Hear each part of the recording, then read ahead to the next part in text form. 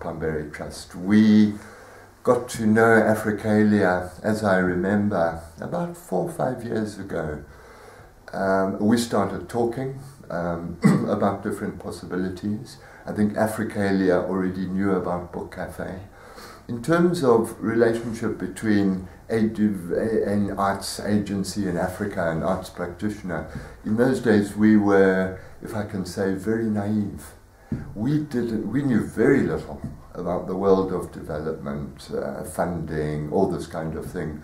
When Book Cafe started, we assumed we would pay for everything and use the revenue from the Book Cafe. That's how we started, that's how we thought.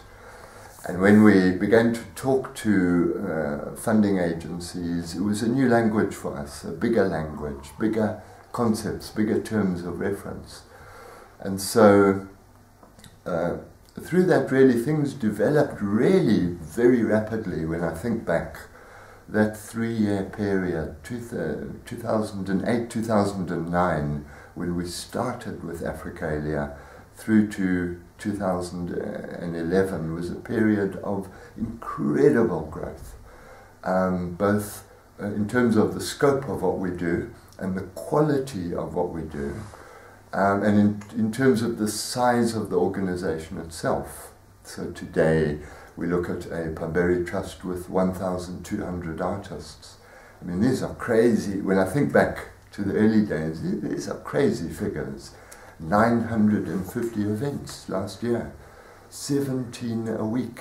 That was the rate of concerts, performances, workshops and so on last year. And really, in a way, all this came about not so much because of the application of money and resources, but responding to a challenge which I think Africalia especially put to us, which was more or less along the lines of think strategically, organize yourself strategically. Where is your value? Where is your strategic input to the creative sector as a whole? And work from there. And that introduced in Pamberi a kind of discipline into our work, 3-year planning. We'd never done a 3-year plan.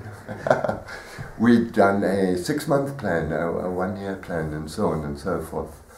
The benefits of that kind of dialogue, that kind of narrative, if I can say, in dealing with a European partner like Africalia, are much bigger than the actual funding.